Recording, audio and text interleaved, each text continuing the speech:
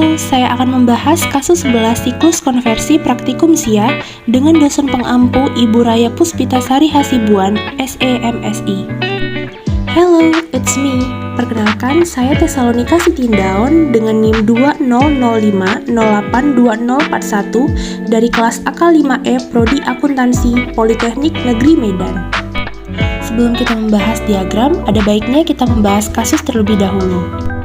Perusahaan Jim & Clean merupakan industri yang bergerak dalam industri manufaktur yang memproduksi sabun dan deterjen.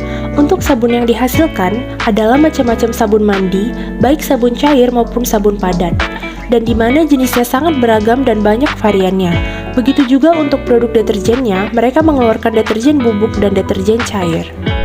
Pada awal tahun, para produsen sabun dan deterjen memberi Jim & Clean pesanan yang didasarkan pada prediksi anggaran penjualan. Akan tetapi, pesanan ini dijamin hanya untuk bulan pertama. Setelah itu, tiap produsen sabun dan deterjen dapat merevisi pesanan per bulan. Sistem Jim & Clean saat ini mensyaratkan pesanan bahan baku dimasukkan ke para pemasok setiap triwulan, sementara pesanan tersebut memberikan gambaran umum apa yang diharapkan. Pesanan dari para produsen mobil dapat naik atau turun secara dramatis setelah bulan pertama tersebut.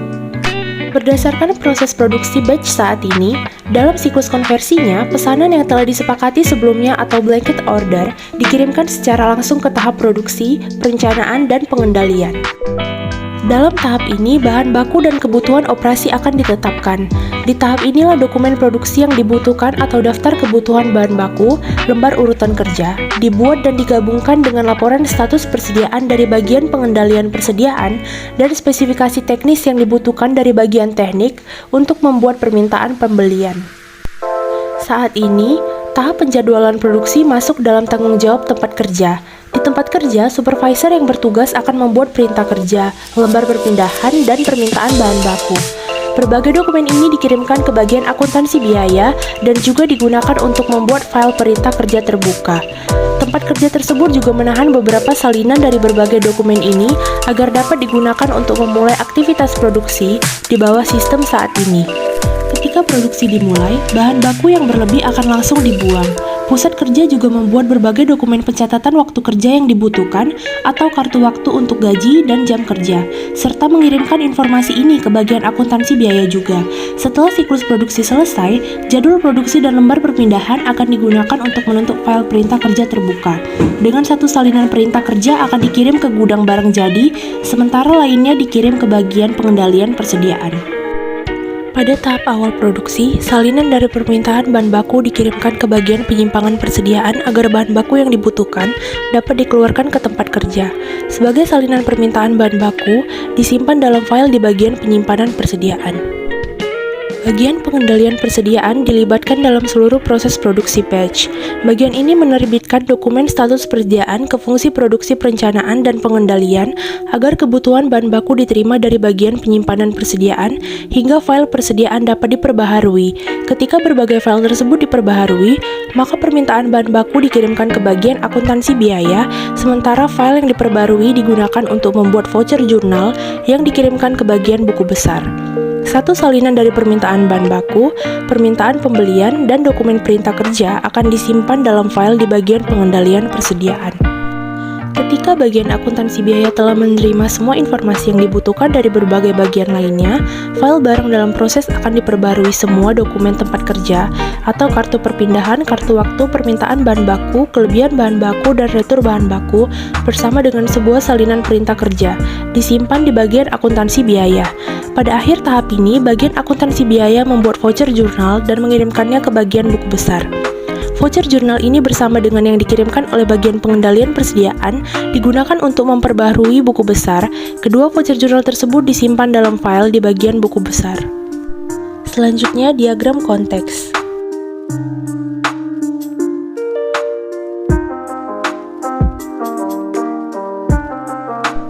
Pada siklus konversi perusahaan Jim & Clean terdapat 9 departemen atau bagian.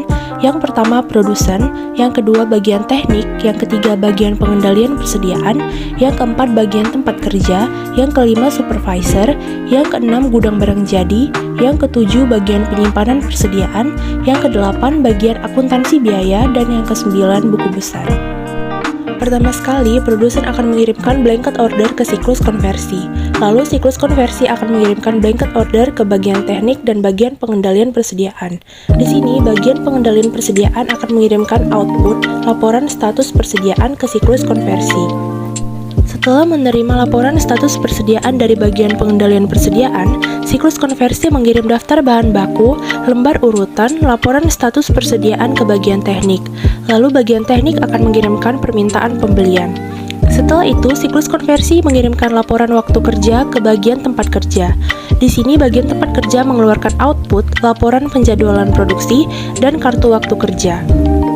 Siklus konversi akan menyimpan kartu waktu kerja dan mengirimkan laporan penjadwalan produksi ke supervisor. Lalu, supervisor akan membuat perintah kerja, lembar pemindahan, dan permintaan bahan baku ke siklus konversi.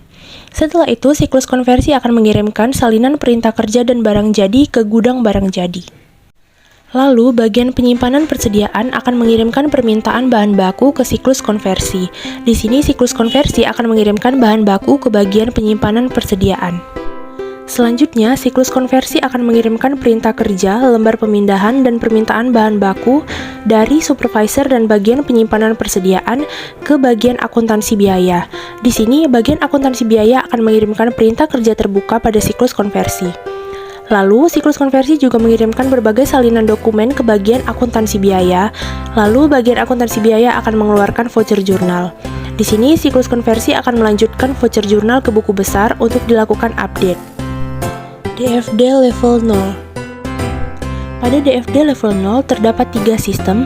Yang pertama sistem perencanaan, yang kedua sistem produksi, yang ketiga sistem pencatatan. Yang pertama sistem perencanaan. Di sini produsen akan mengirimkan blanket order pada sistem. Lalu sistem akan mengirimkan blanket order ke bagian pengendalian persediaan. Lalu bagian pengendalian persediaan akan mengirimkan laporan status persediaan pada sistem.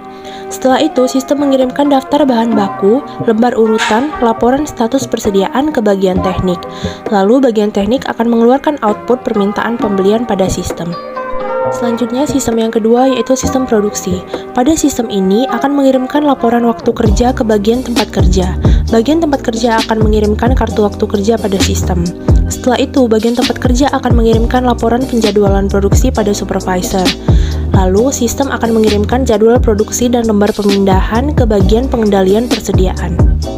Setelah mengirim jadwal produksi dan lembar pemindahan, sistem akan mengirimkan permintaan bahan baku ke bagian penyimpanan persediaan.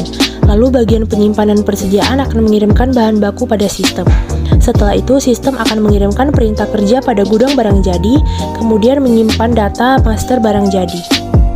Selanjutnya yang ketiga yaitu sistem pencatatan. Di sini sistem akan menerima voucher jurnal dari bagian pengendalian persediaan. Kemudian pada buku besar akan menerima voucher jurnal dari bagian akuntansi biaya dan berbagai salinan dokumen. DFD level 1. Pada DFD level 1 itu menjelaskan tentang sistem perencanaan. Yang pertama yaitu pemrosesan blanket order. Setelah itu menghasilkan daftar bahan baku, lembar urutan, laporan status persediaan yang dimana datanya akan disimpan menjadi data master produksi. Setelah itu akan membuat pesanan pembelian. DFD level 2. Pada DFD level 2, sistem menerima pesanan pembelian sebelumnya untuk memproses pesanan pembelian, lalu meminta bahan baku yang diperlukan. Setelah itu, sistem memproses bahan baku menjadi barang jadi. Lalu, sistem akan melaporkan waktu kerja karyawan dan melaporkan jadwal produksi dan lembur perpindahan, serta membuat voucher jurnal. DFD level 3. Pada DFD level 3 yaitu sistem pencatatan. Di sini, sistem akan menerima berbagai salinan dokumen untuk disimpan, kemudian sistem akan membuat voucher jurnal. Lalu, sistem akan mencatat dan mengupdate buku besar. Flowchart. Pada flowchart terdapat 9 departemen. Yang pertama, produsen. Di sini, produsen akan membuat blanket order, lalu akan mengirimkannya ke bagian pengendalian persediaan. Bagian pengendalian persediaan akan membuat blanket order menjadi 3 dokumen. Yang pertama, daftar kebutuhan bahan baku, yang kedua, lembar urutan kerja, yang ketiga, laporan siklus persediaan, dan 2 salinan tambahan, yaitu salinan daftar kebutuhan bahan baku dan salinan lembar urutan kerja yang akan disimpan berdasarkan urutan tanggal. Selanjutnya, bagian teknik. Pada bagian teknik terdapat 4 dokumen, 3 diantaranya berasal dari bagian pengendalian persediaan, yaitu daftar kebutuhan bahan baku, lembar urutan kerja, laporan siklus persediaan, dan laporan spesifikasi teknis. Di sini, bagian teknik akan membuat permintaan pembelian. Lalu, bagian tempat kerja. Pada bagian tempat kerja, mereka akan membuat dokumen laporan waktu kerja untuk mencatat waktu kerja karyawan dan membuat 2 dokumen, yaitu kartu waktu jam kerja dan laporan penjadwalan produksi. Di sini, bagian tempat kerja akan mengirimkan 2 dokumen tadi ke bagian pengendalian persediaan untuk memproses laporan penjadwalan produksi menjadi voucher jurnal. Selanjutnya, setelah memproses laporan penjadwalan produksi dari bagian pengendalian persediaan, supervisor akan membuat 3 dokumen, yaitu permintaan bahan baku, lembar perpindahan, dan kartu waktu jam kerja, serta 3 dokumen tambahan yang akan diurutkan berdasarkan tanggal. Pada bagian penyimpanan persediaan, terdapat dokumen permintaan bahan baku dari supervisor. Di sini, bagian penyimpanan persediaan akan memproses permintaan bahan baku dengan membuat salinan permintaan bahan baku yang diurutkan berdasarkan tanggal. Lalu, gudang barang jadi akan membuat perintah kerja, lalu menutup perintah kerja terbuka. Selanjutnya, bagian akuntansi biaya akan menerima 3 dokumen dari supervisor. Yang pertama, permintaan bahan baku, yang kedua, lembar perpindahan, yang ketiga, kartu waktu jam kerja yang akan diurutkan berdasarkan data tanggal. Lalu, bagian akuntansi biaya akan melakukan update barang dalam proses, lalu membuat jurnal. Di sini, bagian akuntansi biaya akan mengirimkan jurnalnya pada bagian buku besar untuk dilakukan update, yang akan diurutkan berdasarkan tanggal. Kelemahan pengendalian internal. Yang pertama, supervisor. Di sini, supervisor kurang bisa memantau kinerja langsung setiap departemen, yang dimana supervisor di sini hanya memberikan surat perintah kerja saja tanpa adanya pengawasan. Yang kedua, verifikasi independen. Tidak adanya pengecekan detail mengenai penggunaan bahan baku sudah digunakan atau belum. Yang ketiga, pencatatan. Beberapa bagian pengendalian masih melakukan pencatatan secara manual, dan ini tidak efisien. Selanjutnya, redesign flowchart. Redesign flowchart ini merupakan desain ulang dari flowchart untuk menyempurnakan kelemahan yang terjadi pada pengendalian internal.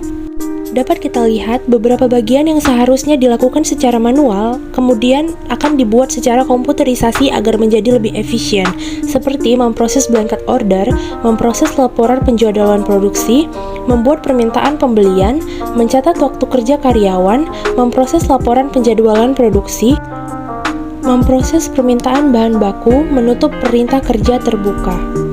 Selanjutnya, bagian penyimpanan dan persediaan. Kita dapat melihat sedikit perubahan dari flowchart yang sebelumnya. Saya menambahkan pemakaian bahan baku. Apabila bahan baku dipakai, maka bahan baku akan habis. Tetapi apabila bahan baku berlebih, maka bahan baku akan dikirimkan ke bagian akuntansi biaya untuk diupdate barang dalam proses. Begitulah gambaran kasus 11 siklus konversi perusahaan Jim dan Clean yang saya jelaskan. Terima kasih. Jangan lupa like, komen, dan subscribe.